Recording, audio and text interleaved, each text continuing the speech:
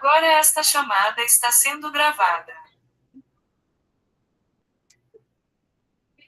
Boa tarde, Dália. Boa tarde. Boa tarde, tudo bem? Gostaria de iniciar com boa tarde, apresentá-la a formadores do estágio probatório, né?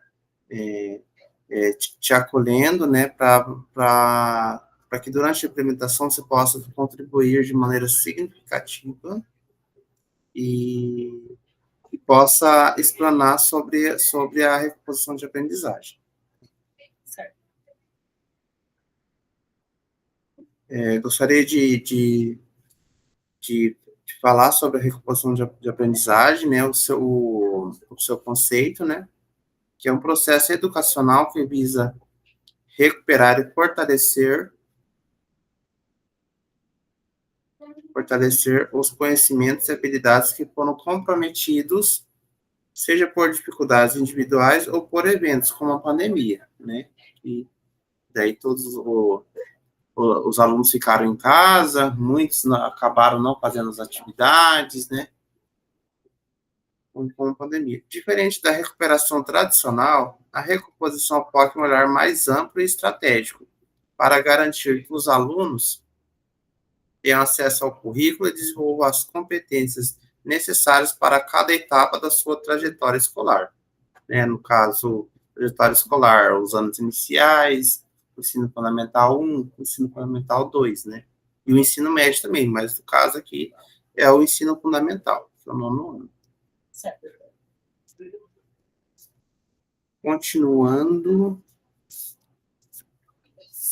Então, lembrando que hoje nós vamos conversar sobre recomposição. Sim, recomposição de aprendizagem da turma do 9º ano lá. Certo. Tá bom. Lembrando que a recomposição daí a gente vai estar sempre recompondo o que ele não aprendeu no 6º, até mesmo no Fundamental 1, né? Sim, sempre os anos anteriores, né? O que ele perdeu, né, de aprendizagem, né, do ensino, né? Certo.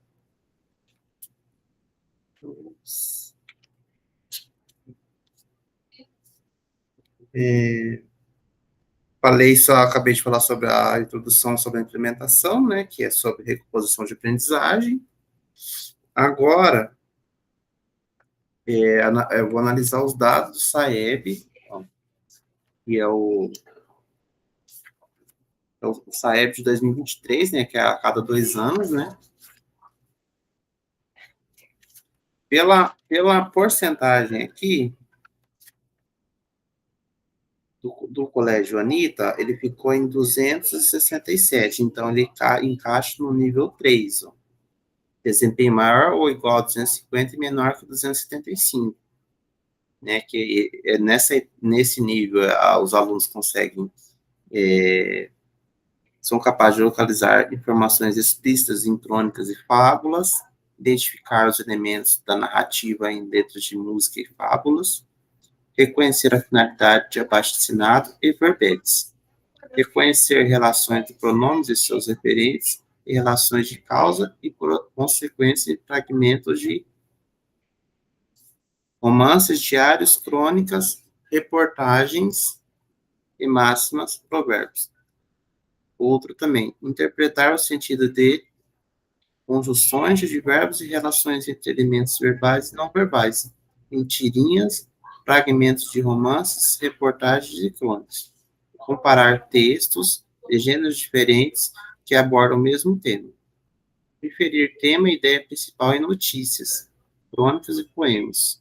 E inferir o sentido de palavra, expressão e história em quadrinhos, poemas e fragmentos de romances. Né? Certo. Dizer que os alunos conseguem, né,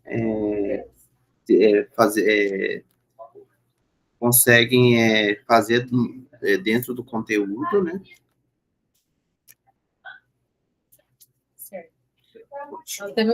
Deveríamos, então, fazer umas atividades diferenciadas para que a gente aumente esse 3 para o 4 ou 5. Sim. Uhum. Então, atividades diferenciadas para alcançar o nível, né, nível 4 ou 5. para dar um salto, né, desse 3.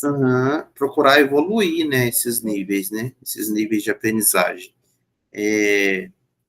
Aqui, já comparando com outras escolas similares, no caso, outras escolas cívico-militares, o desempenho do colégio, ele intercalou, por exemplo, do nível 0 para o nível 1, subiu, mas já para o nível 1, para o nível 2, já decaiu, em comparação com outros colégios, né? Você falou a questão deles procurar recompor o conteúdo das séries adiante, mas também procurar recuperar o que já aprendeu também, né? Sim. Igual, por exemplo, um primeiro ano, um oitavo ano, ele está no oitavo agora, mas até ele chegar no nono, então ele precisa já começar a ter os conhecimentos agora, para não ficar com essas defasagens lá na frente, né? Entendi.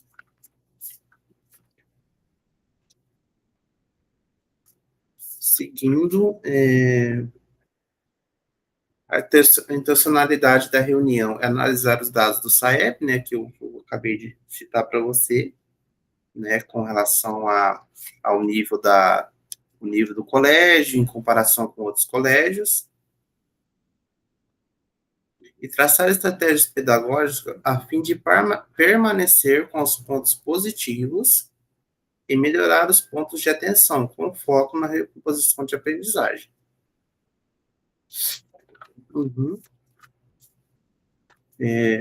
Para o segundo momento, eu vou trazer três questionamentos para você.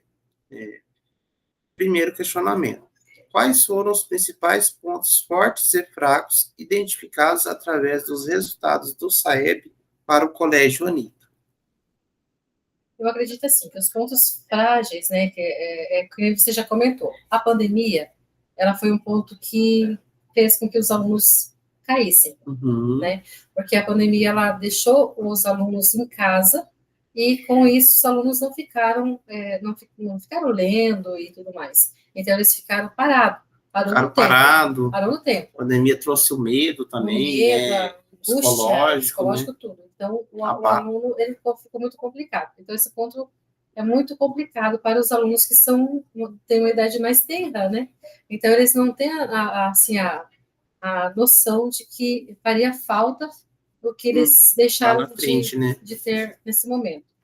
Agora, os pontos positivos é que eles têm vontade, né? E as atividades que a gente pode elaborar, pode ser que eles consigam, com certeza, melhorar esse desempenho deles, trazendo o que ficou em defasagem para, pelo menos, para a aprendizagem, né? Não pensar ainda no avançado, mas já pensar na aprendizagem.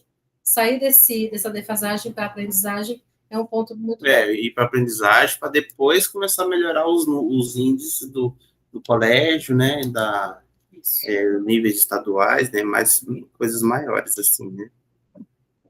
Segundo questionamento: como podemos utilizar os dados do SAEB para entender o contexto de aprendizagem dos nossos alunos, o nosso contexto, né?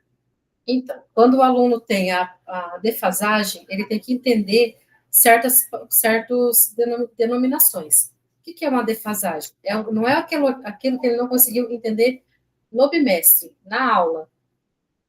É o que ele não conseguiu entender porque ele teve a defasagem, faltou, ou por motivos N, por não ter feito a atividade, né, relacionada. Então, trazer o aluno para que ele faça as atividades para que haja um melhor desempenho deles. Para que eles consigam fazer isso, para eles entenderem o que é uma defasagem para uma aprendizagem, as atividades têm que ser mais lúdicas, mais interessantes, tem que trazer eles mais para grupos, né, assim, pares, sala invertida. Então, assim, as técnicas de DEMOV, né, que a gente está trabalhando bastante ultimamente, ela faz com que o aluno se interaja melhor dentro da sala de aula, conciliando e considerando as possibilidades de aprendizagem. Né? Isso. Tem a questão também do segundo professor, né, na função de aprendizagem, né? Também. Que ele Pode continuar. O professor, né, o docente 1 e o docente 2 é uma complementação do que faltou lá no passado. Quando o aluno tem uma dificuldade e, de repente, o professor 1 está tão envolvido na explicação, ele não consegue observar que aquele que não sabe ainda, deixe passar. Uhum. Esse segundo professor, ele está ali principalmente para isso. O aluno teve a dificuldade, ele já acolhe e colhe também a informação que ele não sabe e já joga para o grupo todo. E, de repente, a dúvida dele é de todo mundo. É de todo mundo. Isso. Então, por exemplo, hoje mesmo aconteceu lá na nossa sala, né? Um aluno falou assim, mas, professora, o que é uma mobilidade? Né? Uma mobilidade. Daí ela falou assim, só espera um pouquinho. A professora continuou, terminou a explicação dela, e aí eu, como a segunda docente, fui falar com eles, olha, pessoal, o que é uma mobilidade urbana? Aí eu fiz a explicação todinha, eles conseguiram conciliar, entender, apreender o significado da palavra. Quando eles conseguem fazer isso, na próxima atividade, com certeza, vai ficar mais fácil. Surgindo um texto ali, numa frase, ele vai conseguir, vai saber o essas sentido, palavras soltas, né, esses verbetes soltos, é muito importante que o aluno consiga entender a definição e também assimilar, aprender o conhecimento. Uhum. Aí consegue fazer a aprendizagem acontecer. Muitas vezes é que nem você disse, mobilidade é uma palavra mais... Uma palavra usual, que eles não têm costume, né, de estar utilizando, né? Isso, não é usual, então eles ficam, assim, eles ouvem a palavra, mas não conseguem mobília, será? Não, então a gente tem que ver que a mobilidade é uma coisa diferenciada. Eles não conseguem ligar o real sentido, né? Isso, o real sentido. Uhum. Terceiro questionamento, como podemos envolver os alunos com base na análise de resultados e planejamento de ações? Olha, quando a gente traz o parâmetro, né, que eles têm ali, né, tudo certinho, quem tirou mais, quem tirou menos, onde você está com defasagem, onde o colega está em defasagem, nós fazemos com que os próprios alunos façam mais questionamentos. Uhum. Quando eles fazem esses questionamentos, fica mais fácil nessa aula. Aí, o que acontece? Quando o aluno, vamos citar aqui o aluno número 1, tem dificuldade no descritor, por exemplo, 12. Sim. Que é um descritor bem complicado, né? Está tendo assim no Paraná todo. Aí, mas só que tem um aluno, pelo menos, que sabe que esse descritor é daquela forma e ele consegue conciliar aquele resultado. Ele consegue construir. Aí, o que a gente faz? A gente consegue colocar em pares um que sabe mais, o outro sabe menos. Né? Não é para mostrar uma coisa ou outra, mas para, de repente, o aluno levar com as próprias palavras de aluno para o colega que não sabe ainda, assimilar. Então, é uma atividade interessante quando você coloca em pares, ou então em semicírculo, ou em grupos pequenos, né? Para você colocar essas palavrinhas que eles, às vezes, por exemplo, hoje mesmo, que nem eu já disse, né? A palavra mobilidade, ele conseguiu perguntar para mim. Mas, de repente, como ele não queria se abrir, né, para o grupo todo, ele poderia ter perguntado para o colega. Sim, né? sim. O que será que é mobilidade? Daí, o aluno, que é um pouquinho mais, talvez explicasse somente para ele. Foi mais interessante ele jogar para o professor, porque daí o professor consegue explicar para a turma toda. Com certeza, né? Isso. Às vezes, que nem você disse, em colocar eles em pares. Um tem uma facilidade naquele descritor, às vezes o outro aluno tem até um pouco de conhecimento, mas ele não consegue concluir aquela tarefa ali, né? Então, ele estando em pares, né? A palavra inferência mesmo, essa palavra ela é bem complicada para eles, que a palavra inferência, inferir, é uma palavra que não é usual no meio, né, dos alunos. A gente não fala para as pessoas, o que você inferiu daquela situação? A gente fala de uma outra forma, cotidiano. E na parte mais, né, que é uma linguagem mais normativa, né, nós usamos inferência. Inferir é como se fosse um sentido, uma palavra científica, assim, porque a gente não tem muito... A palavra inferir é o seguinte, você fala para o aluno que está todo mundo numa festa, todo mundo dançando, todo mundo festejando, mas não existe nenhum momento, no texto todo, uma palavra chamada felicidade, né? Aí, quando a gente fala assim, imagina uma situação assim, onde todo mundo está se divertindo, conversando, dançando e tudo mais. O que você pode inferir desta situação? Todos estão o quê? felizes. Mas em nenhum momento eu coloquei a palavra feliz para ele. Então, quando ele consegue ver que a situação no todo é felicidade, né? O tema ali é felicidade, ele conseguiu inferir a situação. Não, ele consegue. Está implícito, né? Está implícito, está guardadinho. Implícito no texto. Ali está implícito no todo. E quando ele consegue ver, apalpar, ver ali, as pessoas estão festejando. O que as pessoas estão fazendo? Festejando. Aí já é explícita, já está escrito. Então, o inferir é um pouquinho mais dificultoso um pouquinho mais para eles, quando você coloca a palavra realmente inferir, né? Então, mas os alunos estão pegando. Pouquinho a pouquinho vai pegando certinho, né? Vai conseguindo estabelecer o conhecimento. Isso. Terceiro momento, eu coloquei aqui alguns exemplos de ações conjuntas para ser feitas quanto à recomposição de aprendizagem. Aí eu coloquei acompanhamento individualizado. Importante que as escolas acompanhem de perto o progresso de cada aluno, identificando dificuldades e oferecendo o suporte necessário para superar as lacunas de aprendizagem. Segundo ponto, oferecer e promover formação continuada aos professores e equipe gestora para que possam lidar com as consequências da pandemia, né? E implementar estratégias eficazes de ensino-aprendizagem. E o terceiro ponto, terceiro tipo de ação é engajamento da comunidade, envolver pais responsáveis de toda a comunidade, construindo um ambiente de apoio e colaborativo. Então, assim, a escola sempre tem os canais, né? A gente vê que o pedagógico, ele sempre trabalha com o canal do WhatsApp, para ficar mais família, escola, né? Também chama os pais para vir aqui no presencial. Os pais sabem da facilidade de entrar dentro do colégio, expor as suas dúvidas, né? Sim, o que está acontecendo com o seu momento. filho. Então, eu acredito assim que o colégio, né? Nosso colégio, ele é um colégio muito aberto. Ele é engajador.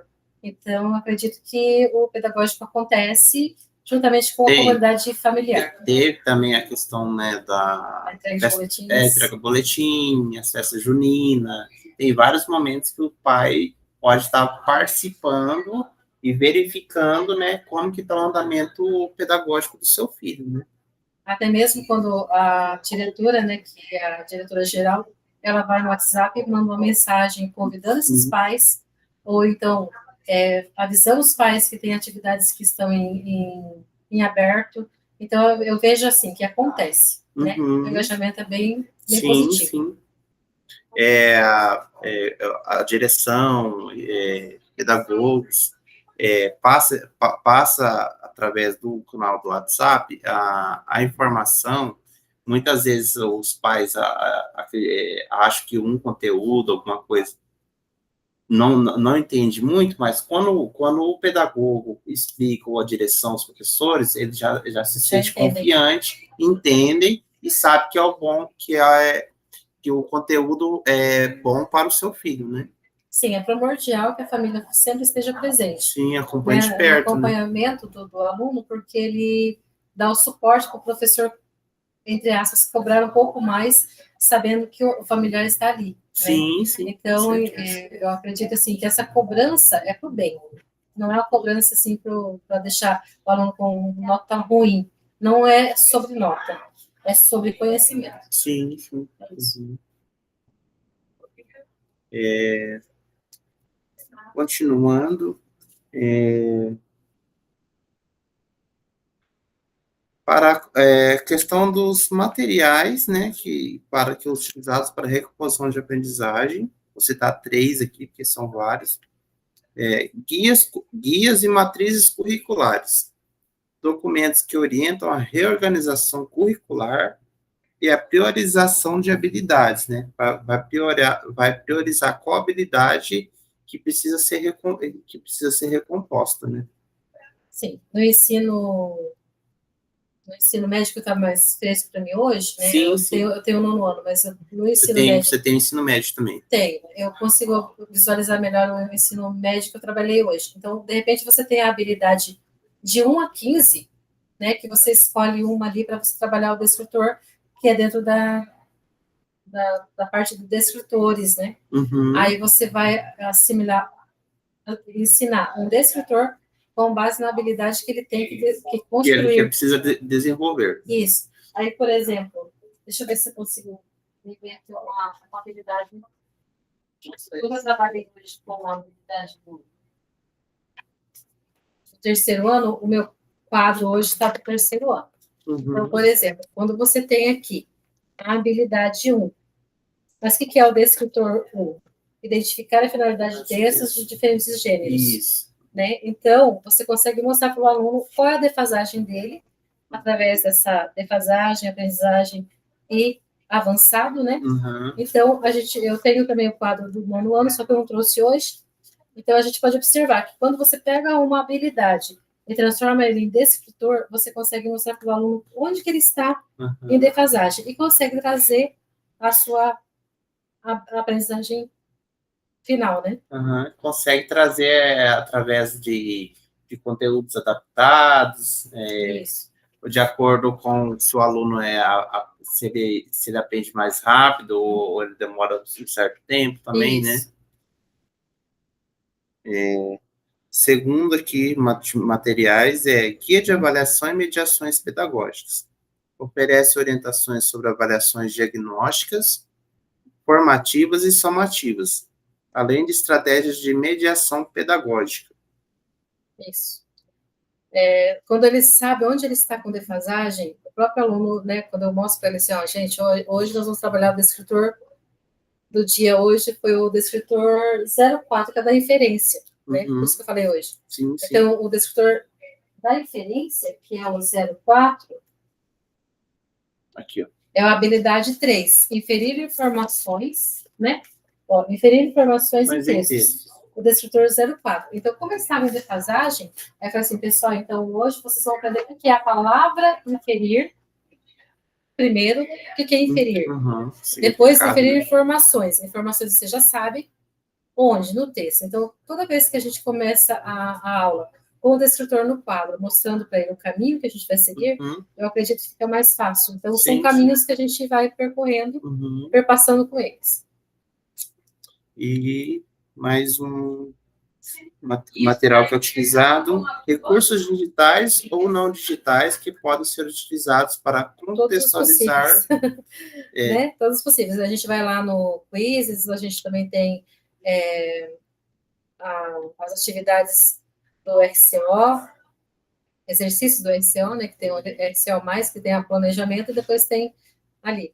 A gente faz materiais mais visuais, né, coloridos e tudo mais, então a gente faz sempre uma forma que daí o aluno... busca o engajamento. Isso, que o aluno consiga aprender a situação ali, quase que no palpável. Né?